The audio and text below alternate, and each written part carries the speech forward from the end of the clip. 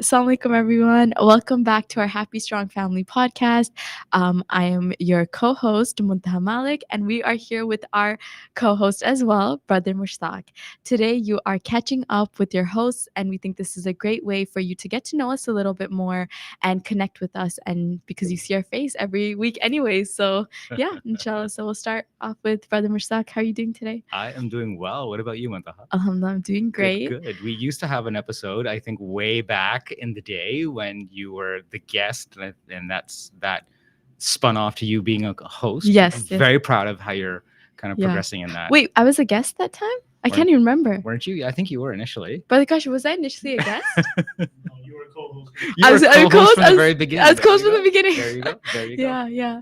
But that one, I remember you were with me as a co-host, and I was so terrified. And I was just sitting there like, you talk, you do things, you end it, you start the intro. Yeah. Yeah. And now look at you. You're a natural. Yeah, alhamdulillah. I actually good. chose to go first today. That's a Yes. first. Yeah. Well, there you go. Go ahead. Yeah. Well, we already rehearsed this, but I was really curious because yesterday I reached out to Brother Mushtaq. I'm like, what's our topic for today? What are we doing? And he sent me a video back, and it's his daughter, mashallah, at the top of like on the trek, I think it was, and she was leading a chant. And I've been there before. I know that feeling of leading a chant. It's like so, subhanAllah, so empowering, and it's very important. It's of course for Palestine, for our Palestinian brothers and sisters who are, we're standing up for them during this genocide. So how was the protest? How did that go? Yeah, so not as many people came out as the one the Sunday before. Yeah. And I've seen so many reels on it, so many like commentary that, like 300,000 people filled the streets of Toronto. And it was just that. It was Wow. exactly that. I've The- never, ever seen that many people in all of my life. And again, as I've said in many episodes before, I grew up here, Yes. born and raised, here. So for me to see that many people in Toronto, never before. And whatever that number was, whether it was 300,000 or 400,000 or, just shy of 200,000, it was a phenomenal amount of people, Muslims and non-Muslims, that came out to the event. Now, yesterday, granted, there was not as many people. But that being said, as you and I were discussing before going live, that we shouldn't think that our actions don't have impact, Yeah. and that it's a one and done. Yeah. Right. Exactly. That would not help, because you see the news reels the world over. You see all the cities now, whether it's Toronto, London, Madrid. You see various cities the world over. And people are doing the marches. People are doing the peaceful rallies, Exactly. all to support the one main demand, and that is a call for peace. And I tell everybody, why are you doing this simple one demand? Because without peace, you can't have anything else. Yeah. Right? Exactly. It is the fundamental building block. Yeah. Without peace, you just can't have anything else. So yeah. Exactly. So my youngest daughter, Eliza, she was on the top of a pickup truck. She was leading a chant, mashallah, mashallah, mashallah. And alhamdulillah, it's good to see such a small young person at the age of 9 being so involved in activism. Exactly. Right. So that to Yeah. me, and I've been part of an advocacy day in Ottawa, part of NCCM, as part of a delegation, the National Council of Canadian Muslims. And in our debriefing call, the Stephen Brown, who leads NCCM, he mentioned that you look at any movement, whether it's the civil rights movement, whether it was the entire situation with the Iran-Iraq, Gulf War, that type of movement was always led by students. Mm-hmm. Right. Yeah. So it's the students that carry that forward. Exactly. The students, the unions, people in general. Exactly. And I think now the tide is definitely turning, because we're advocating for peace. Exactly. It's one simple message, and that's the message of peace. Yeah. And that's a message everybody can get behind. Yeah. Regardless of religion, regardless of ethnic background, regardless of which nation state or country or flag you're a part of.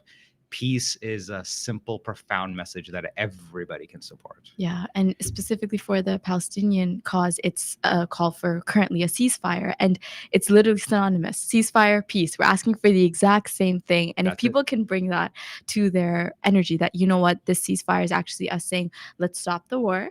And it's not a war at this point. Let's stop the genocide and stop the killing and bring peace. It's something that everyone, as you said, can get behind. And it's the concept of one person being able to create change. And you know that whole concept of like, don't change what's around you, change what's around you. Like, you're not even just going to change yourself. It's that when you bring out the energy of I'm going to be peaceful and I'm going to be promoting peace, that's how you're going to carry it forward, and everyone will carry it forward. So just one person is going to make a difference if they feel that way.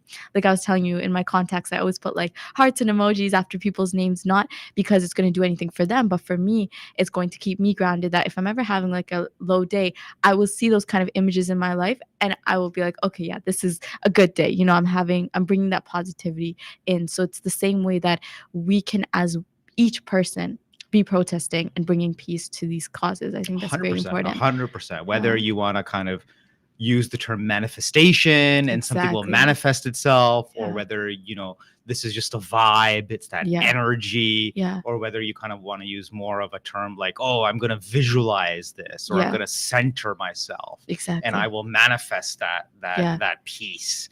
It's all about, like, we were discussing off air, it's that old adage that be the change you want to see in the world. Exactly. Quite simply, plain Yeah. and simple. Be Yeah. the change you want to see in the world. Exactly. And Yeah. our actions do build up. Yeah. It's like the you've probably seen videos or reels or little shorts about, there's this one famous one that, it I think it rings so true in just our day-to-day lives. Yeah. It's a small little domino, okay, and then it's some professor or some lecturer, and there's another larger domino, larger one, and it's obviously multiplying to a domino the size of like the professor. Yeah. And you just look at it, that this one little tiny domino, it actually ends up toppling the large domino. Exactly. Right? And how would Yeah. you ever think? It's like, is that even possible? Well, yes. Yeah.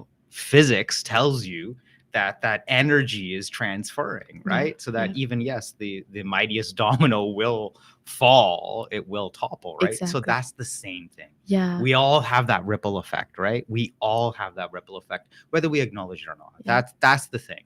And I just don't want anyone, kind of, even if they watch it 10 days from now or an hour later from this live stream, that someone is thinking, you know what can I do? Does it really make a difference if I go out? You know what? I'd rather just stay at home. It's nice and cozy in front of the fireplace. It's getting chilly here in Toronto. No. That if anything would be detrimental. Exactly. Right? Like, Exactly. and I tell everybody who's willing to listen, look, this is the least we can do. This is the least we can do. This is the least we can do. I personally know of a Masalli here within Darliman, Masjid Darliman in Markham, and his family, his father and his brother. He is Palestinian.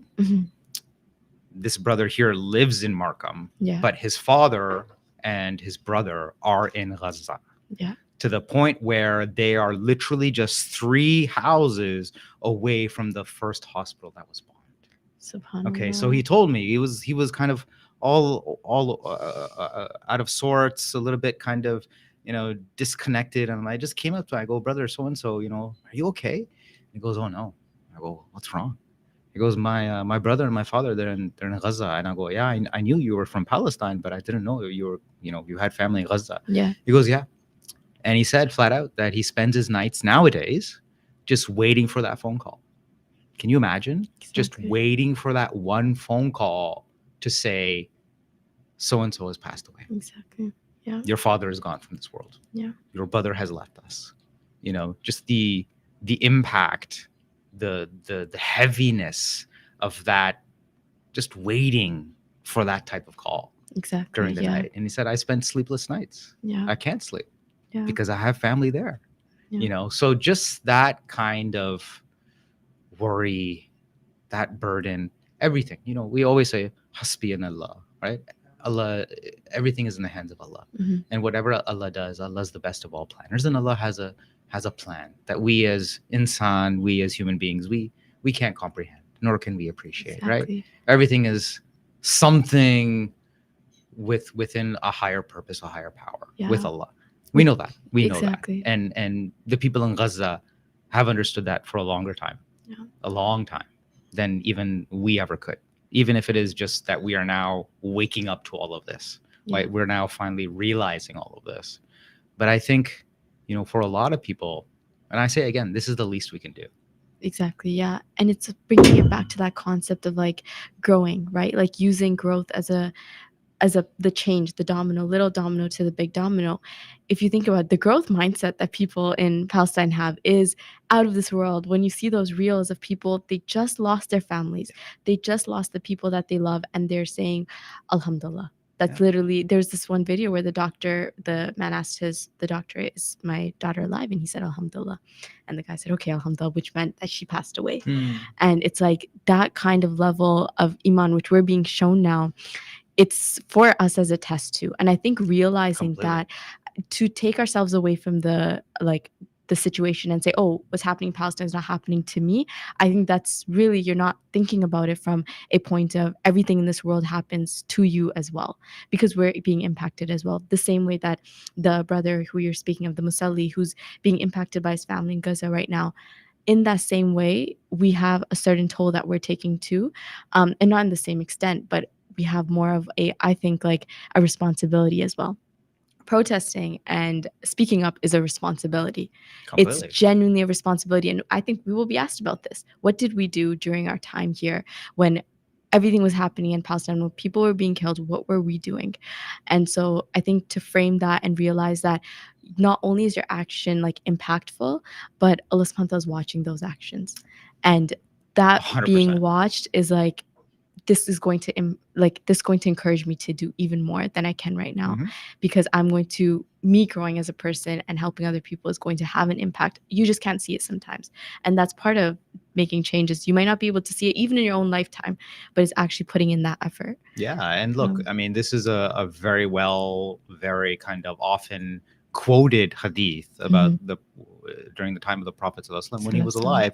There was a woman, and she was very rude to the Prophet Muhammad ﷺ, and so on and so forth. But she did this one act of kindness, right, that we all know. You're already smiling, so you know this one that I'm about to retell. But she offered water to like a stray dog, right? And then when she passed away, one of the Sahabas, I think, saw her in a dream, and through the dream, it was kind of mentioned that she entered into the gates of heaven, into Jannah. And they were like, how? And Prophet ﷺ said, well, it's because she offered water to a very thirsty animal. And that was an act of kindness that Allah said, well, there you go. Exactly. Allah is all forgiving, right? Yeah. It was that one act of forgiveness that Allah said, there you go. Exactly. See, I was just looking for a way to forgive you. Yeah. And that was the one way. Exactly. And another example, which I've mentioned before as well, there was one of the main famous scholars, right, in terms of fiqh. One of his students saw his teacher in a dream, and he said, oh, hey teacher, ustad, you've done such great work in terms of fiqh and this and this and this to further the religion, to further deen. Obviously you must be enjoying company with Allah and the angels and all the other good people. And he said, well, it's not exactly what you think. And he's like, oh, what do you mean? And again, this is all in his dream. And he goes, there was one act.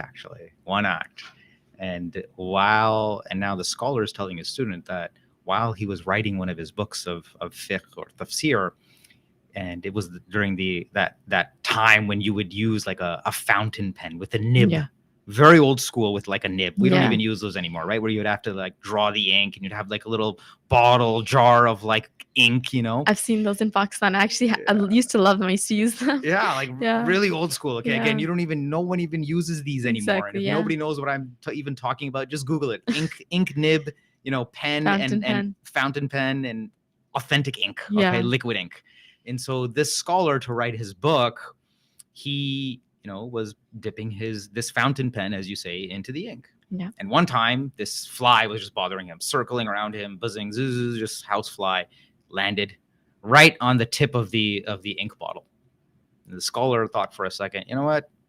If I just happen to kind of dip that fly into the ink, I'll be done with him and he won't bother me and I can just continue going on writing my book. He thought that for a split second, but he didn't do it. At that very moment, the fly then made dua for him. Oh Allah, he saved my life. He saved my life. I leave the rest to you. So then when this scholar then, when in his reckoning, Allah said, of all the things you did, the books and the furthering of the religion, it was that one act actually. He's like, what? It was that one act of you sparing that fly's life. Subhanallah. Not dipping him into the ink. Exactly. That fly made that dua for you. Yeah. So can you imagine? Again, this is all in a dream. Allah knows best. Exactly. But, just to kind of hear something like that, Yeah. that every action, no matter how small or how large, you just never know what Allah may accept. Exactly. Right? So again, it's that same message again and again, that just don't ever think you cannot impact change. Yes, exactly. Change is an iterative process. Yeah. Change is that growth mindset. Change is evolution, but you have to take it upon yourself to do it. Yeah. Right? Yeah. You have to start with yourself first. Exactly. Yeah.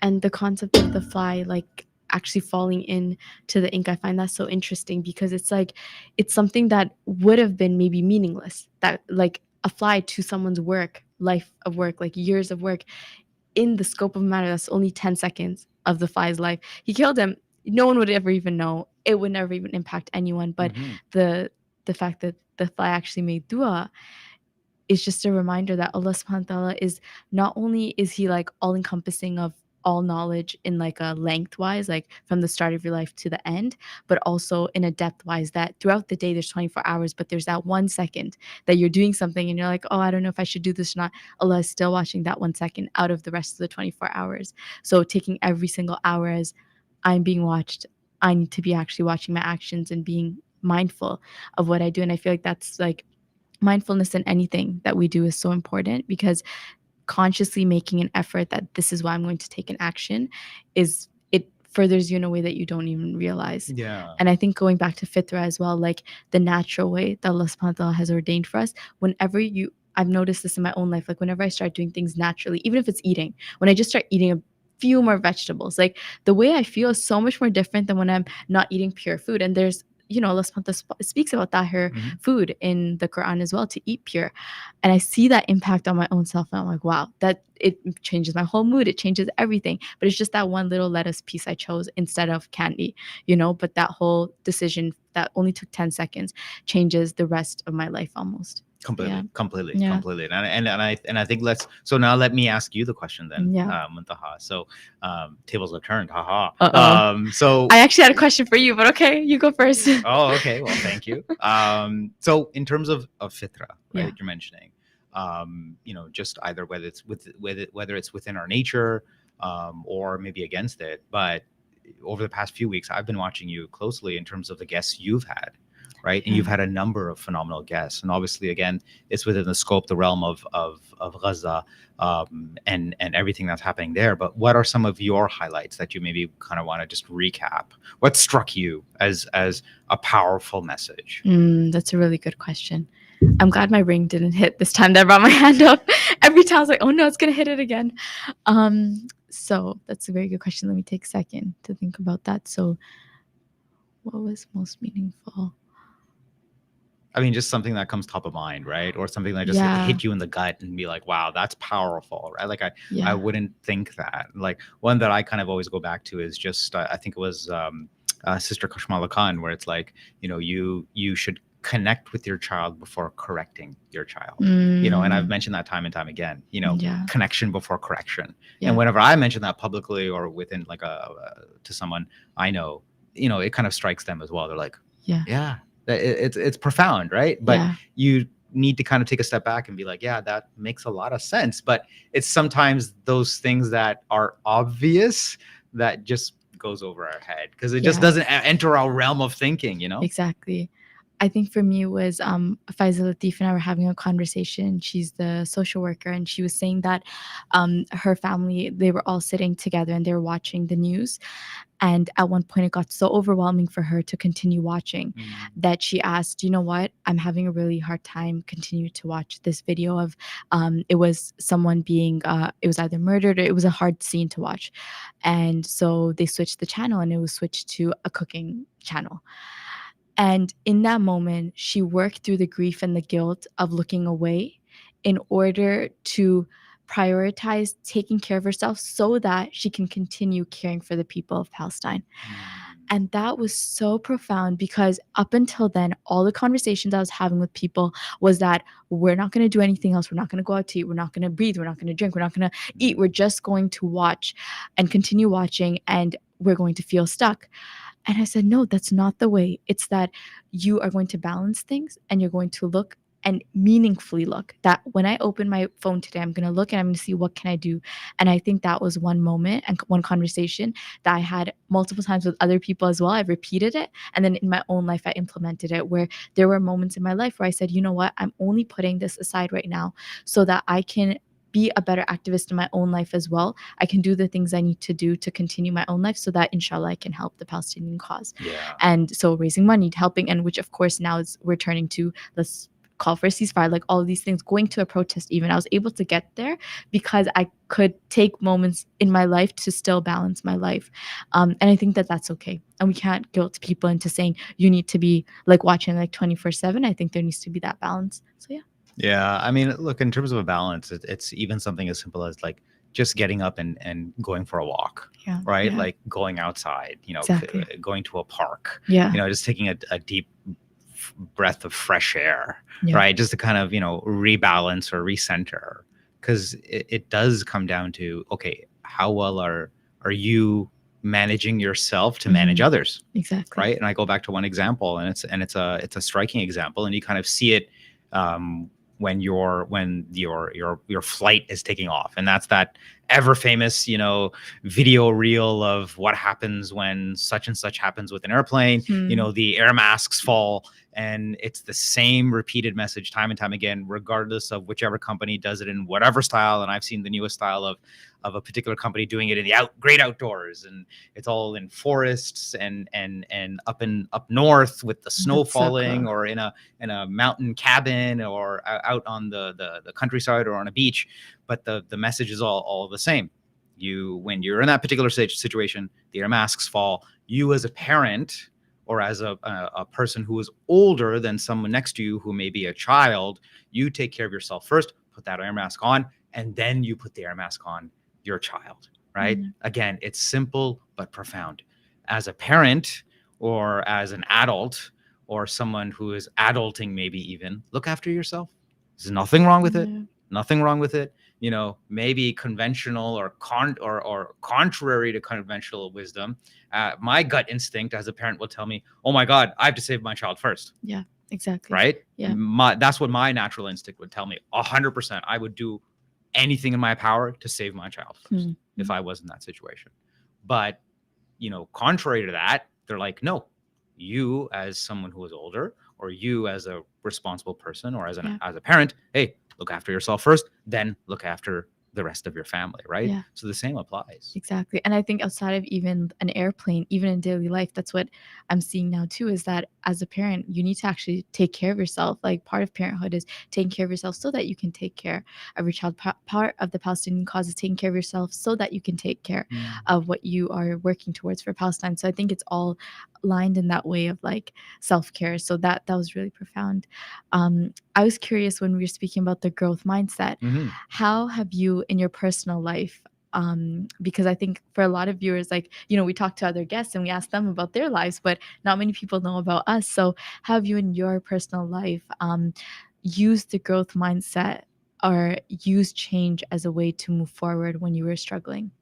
Oh, good question. Look, in life, we all go through ups and downs, but there's one constant that I've kind of used, and that's the term responsibility.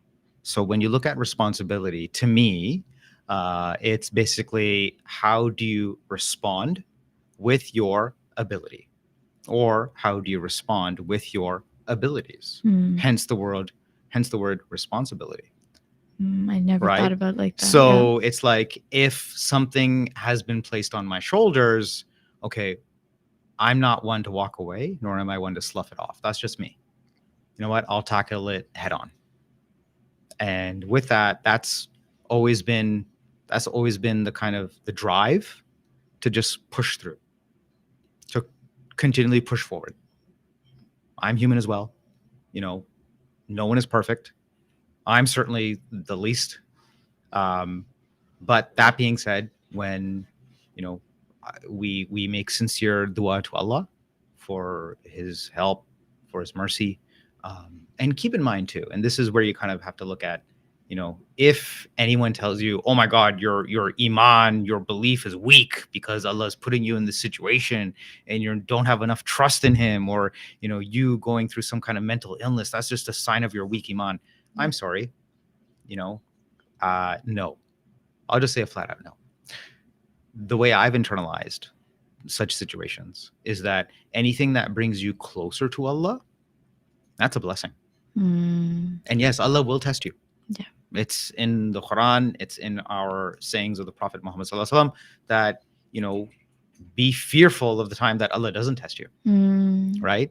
Be fearful of the time that Allah doesn't test you. Yeah. And always think of any kind of test as something bringing you closer to Allah, then that's a blessing.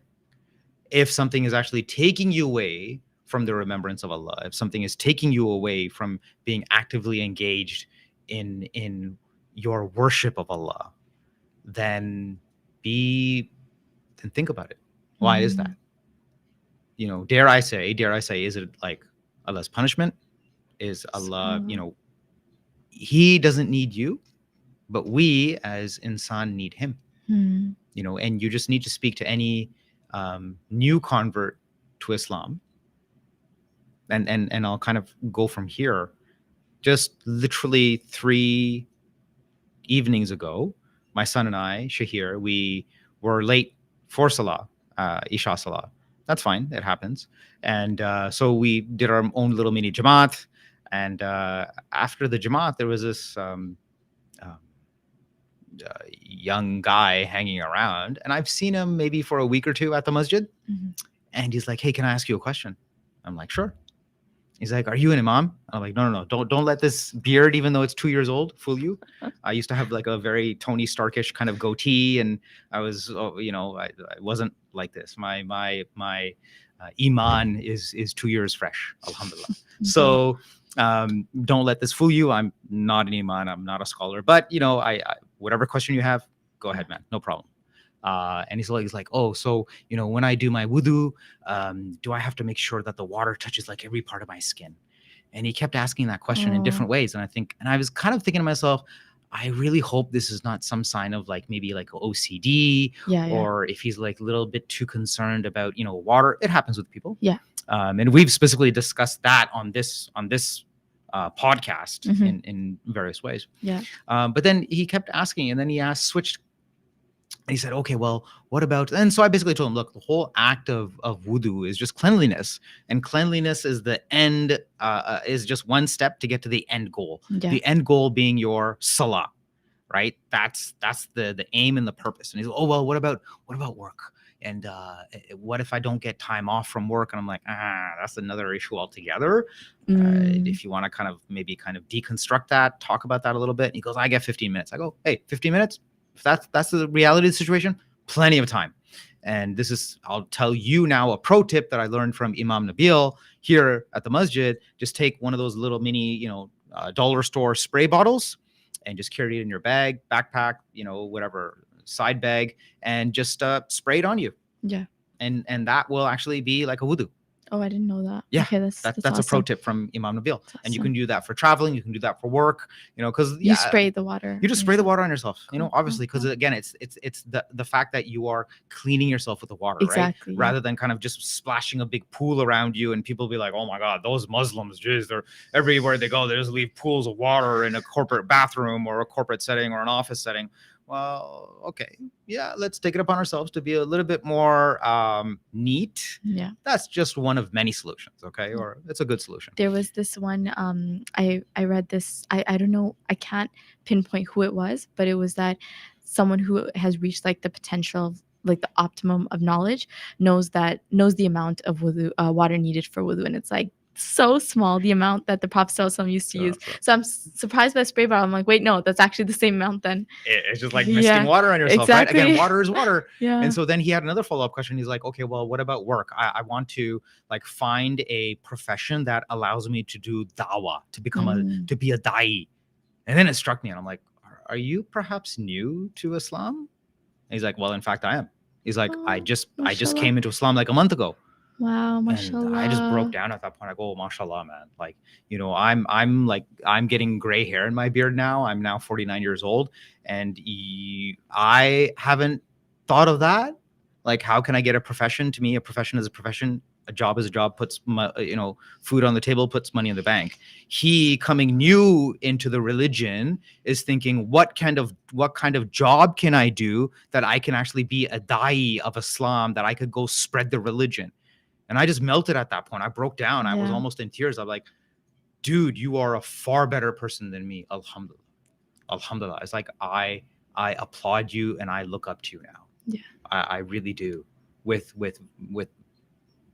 a deep sincerity, because it takes a different kind of person to kind of look at that. And yes, that's where a new Muslim is kind of looking at all the different angles, right?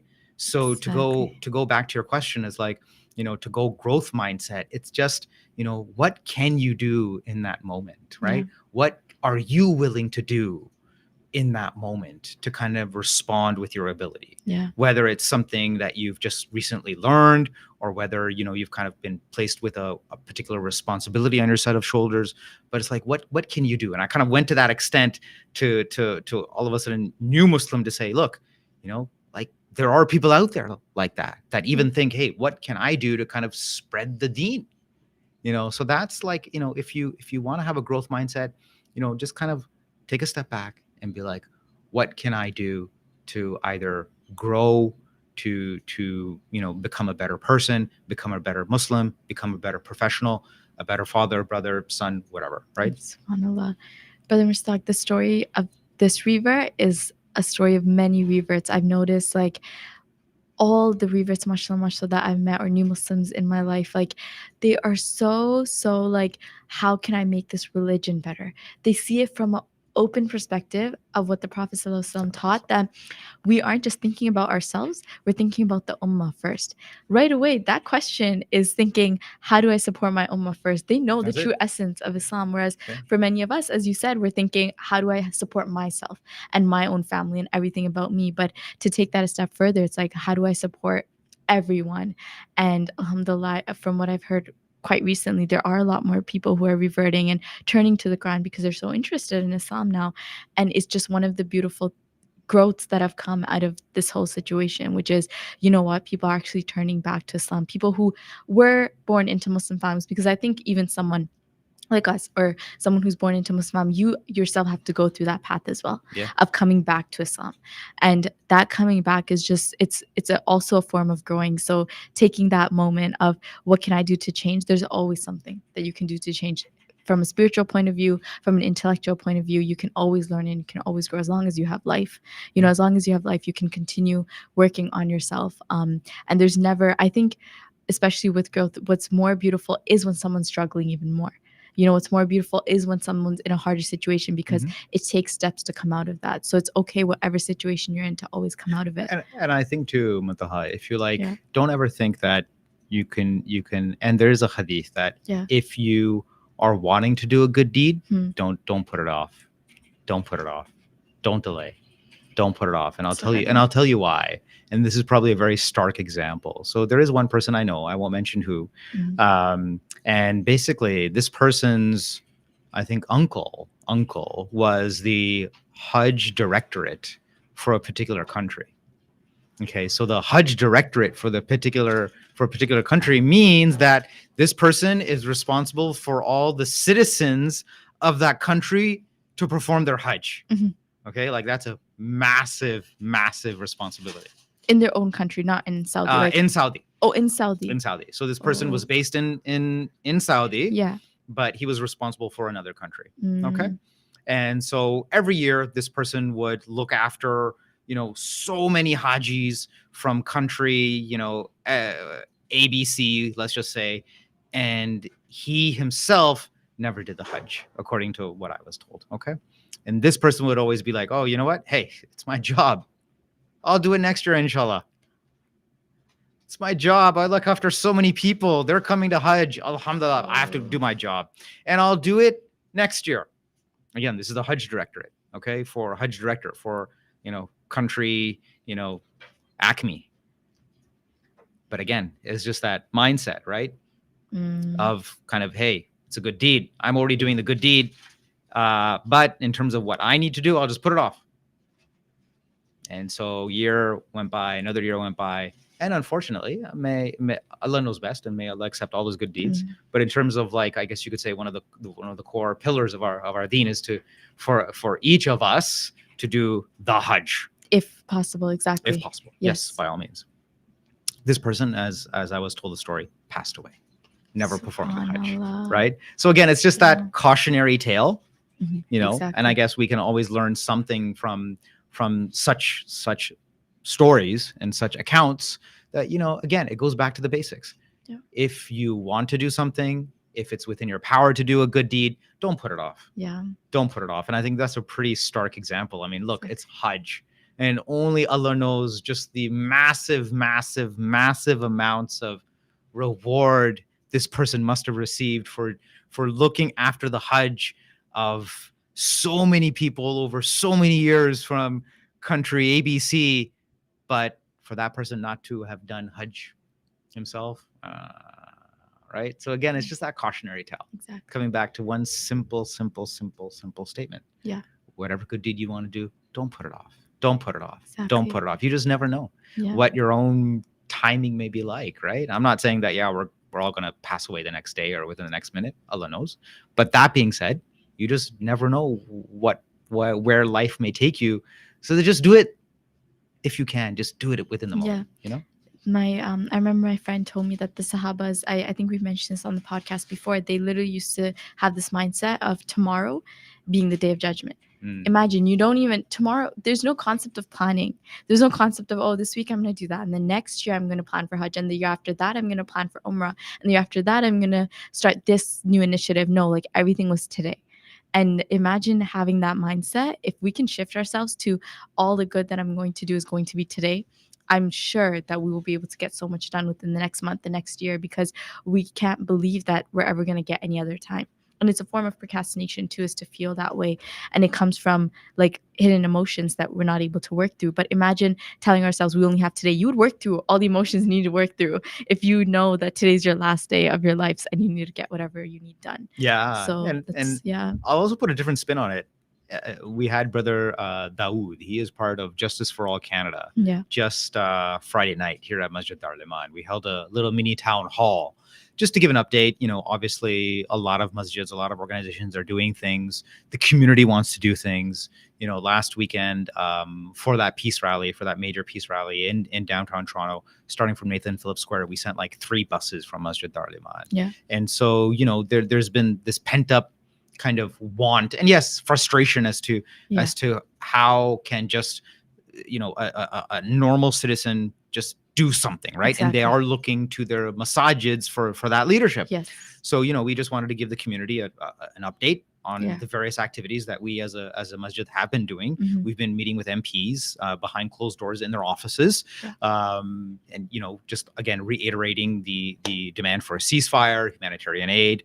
And also we wanted to give them an update directly from the folks of Justice for All Canada and NCCM. These are two prominent advocacy groups leading the charge on government relations, right? They're leading the charge on the Gaza file with a lot of MPs and ministers for them to say, oh, I just don't know enough about the situation, or the situation is too complex.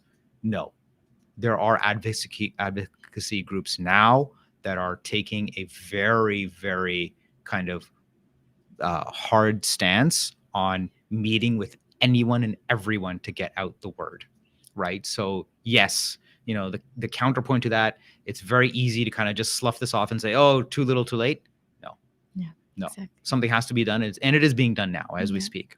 So Brother Dawood, he mentioned, what is all of this? And then we kept kind of just throwing answers at him. He goes, what is all of this? And we were, at that point, we were all stumped. He said, this is just the work of Iblis. This is the work of Shaitan. And it kind of really struck me. It struck me. And I'm like, yeah, this is the work of Shaitan, right? Like, there are hadith that even say procrastination is just one of Shaitan's ploys to kind of keep you away from doing that good deed, right?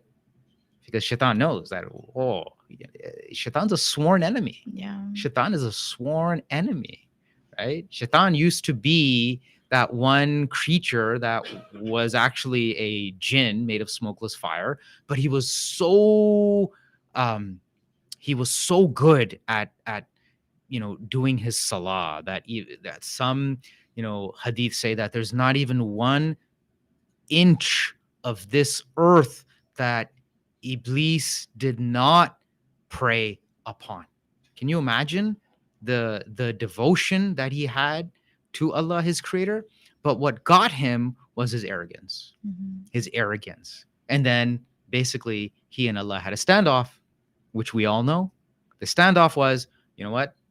Iblis saying, hey, I made a smokeless fire. This creation of yours, Adam, made of clay, made of mud, I'm far better. And so that arrogance got the best of him. And so he's a sworn enemy. He's sworn since day one. Hey, you know what? Your creature, your creation, I'm going to lead him astray. Yeah. So this is just another aspect of that. Whether it's kind of, the war angle, people kind of not being united, so on and so on and so on and so on. Right? Exactly.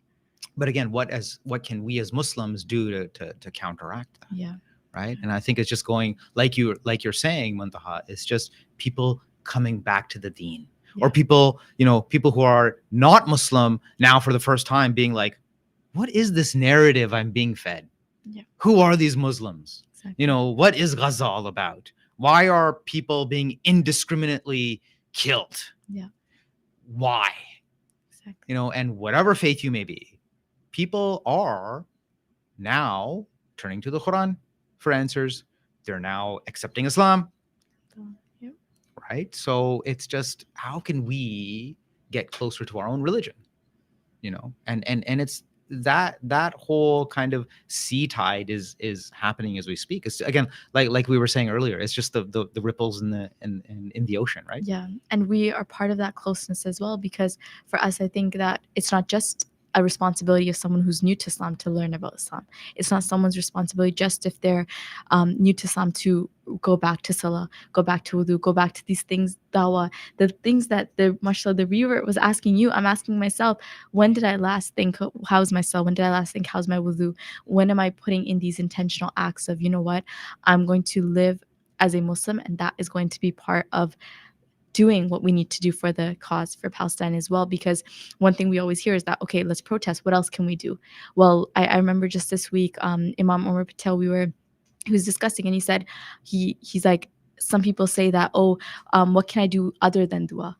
And it's like, why are you even asking that? Because dua is literally a weapon. It's being said, it's literally a weapon for us as believers. So that's not just, it's not, I'm just making dua. Now what do I do? Take out the justice. I'm making dua.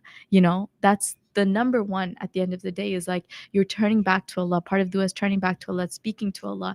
And all of us doing that together is going to have an impact.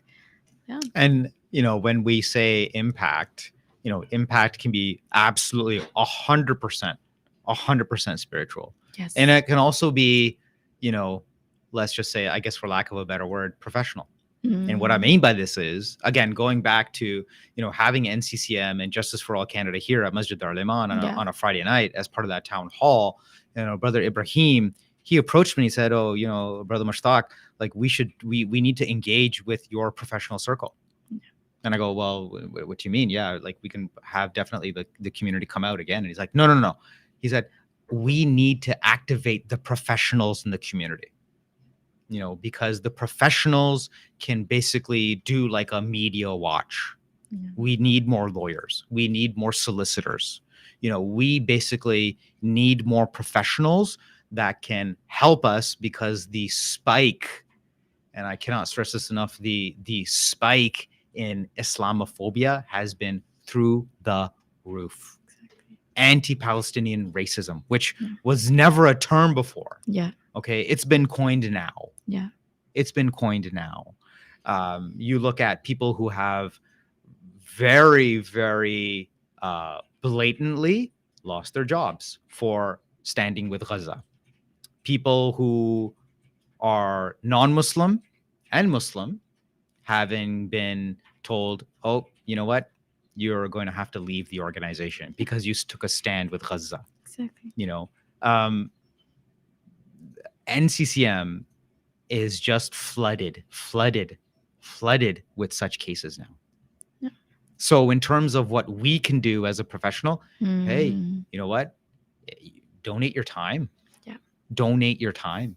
Even if you know of someone who is currently going through this, reach out to them and be like, hey, fam, there is an organization out there like NCCM and others that are doing their part to counter this. Exactly. Because again, the whole issue is when you take a stand with humanity, when you take a stand with, standing up for the people of Gaza, you're simply saying one thing: don't further the genocide, don't further indiscriminate killing, don't further indiscriminate bombings of hospitals, schools, people's homes.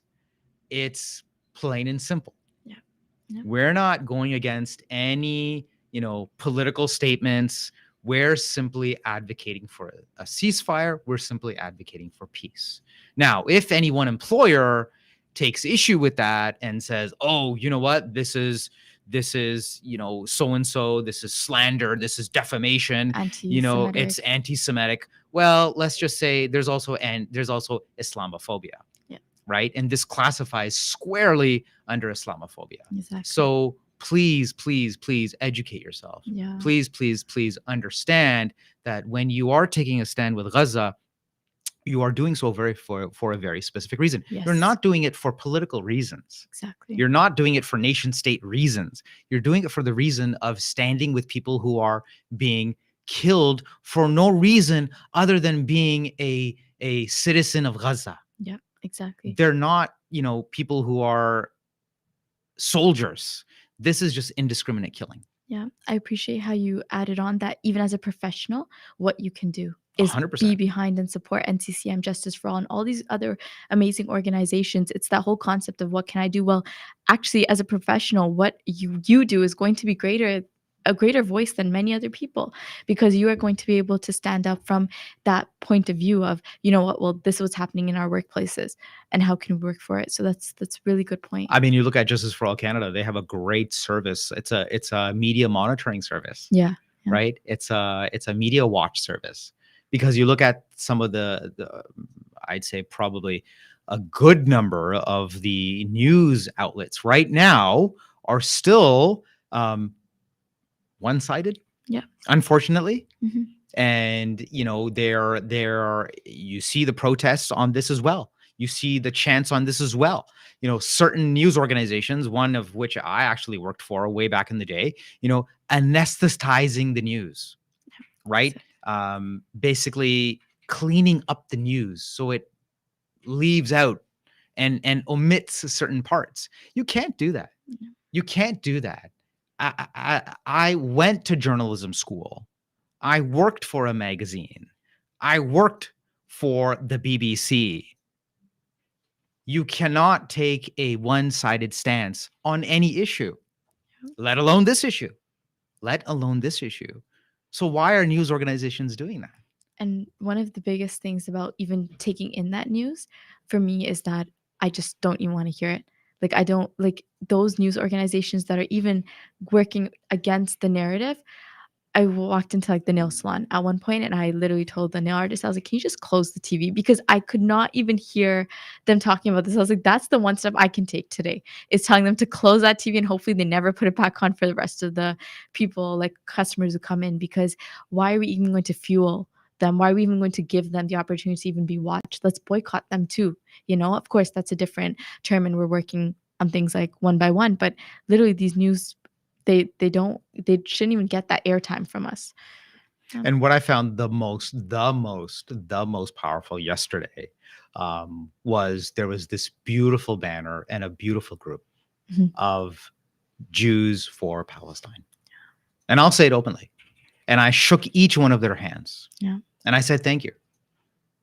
And I said, thank you from the bottom of my heart. Yeah. Because when you have people from this conflict, from both sides, see the humanity of it, Yeah. that was a powerful, beautiful moment, Mhm. right? That was a powerful, beautiful moment because people are, again, dying. People are being killed, you know, and yes, people are being killed on both sides. Yeah. So why can't governments around the world, and this is me now on a little bit of a soapbox, Yeah. but hey, I think the way the conversation is going, and it is a free-flowing conversation Yeah. just between you and me, Exactly. and these are our own personal thoughts. Let's just put that disclaimer out there. Why can't, you know, the governments around the world simply get behind the notion and the message of peace? Yeah. Surprises me, but again, I'm not a politician. Yeah. It's very well said. I think that at the end of the day, it's like what we're calling for, um, from a political standpoint, is like, it's not the citizens. What they're saying is we want peace, but the politicians, what they're saying is we have a greater agenda. And whatever that greater agenda is, whatever they're working towards, it's not aligning with peace. They're the ones who are causing corruption. And so they're not going to be able to get behind it. They won't get behind it. But for us to stand here, we can continue calling for something like ceasefire. As you mentioned in Norway, you had said. Yeah. Yeah, in Norway, they were. Could you please remind me So what they were in doing? Norway, and again, I mean, I don't know if this is misinformation or factual information or accurate Mhm. information, but again, this is just something that was mentioned on X, I guess formerly Twitter, that the country of Norway is going to take a stand and recognize Palestine as a nation. Exactly. You know, so the more countries that do that, then at least you can have some ground to stand on and say, you know, leave these people alone. Yeah. You know, they're being killed. Exactly. Right? They're a country as well, or they're a nation, or again, it's just the basic message. Yeah. The basic message of humanity. Yeah. Right? For goodness sakes, we have the UN, right? And I'll come back to one simple fact.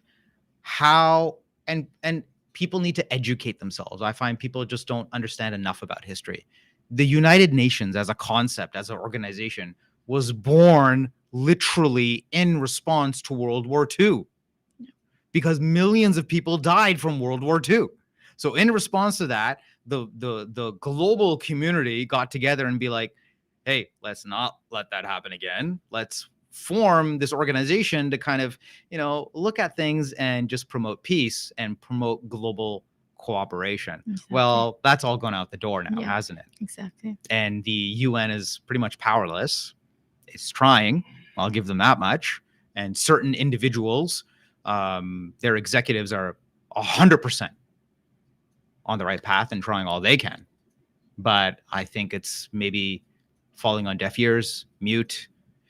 You know, I'm at a loss for words, Yeah. right? Like I think many people are. Yeah. But, you know, let's wrap this up. I think this is this is the type of topic where you could go on and on and on, Muntaha. And we kind of wanted to just really have a free flowing discussion. Yeah. I think even at one point you were saying, hey, we should do like a game, like two truths and one lie. Yeah, two truths and one lie. And I'm like, Yeah. oh, is that truth or dare? And I'm like, she's like, no. And I'm like, oh, okay, so maybe we could do that as the next episode.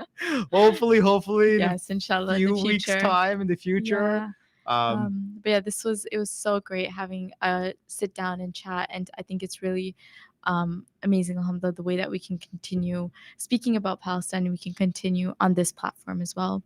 But yeah, Jazakallah khair so much for joining me today on our episode. Is there any one takeaway message that we can give to the audience. Oh wow. Okay, so I'm doing the takeaway message. You Oh, are.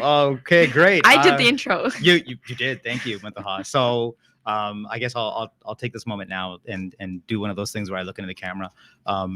For any one person who understands the basic concept of humanity, and wherever background you may be, whatever religion you may be, whether you know anything about Islam, whether you even know of a Muslim, or you know of anyone who's in your circle who is Jewish, we all at this very moment want peace. We all want a ceasefire.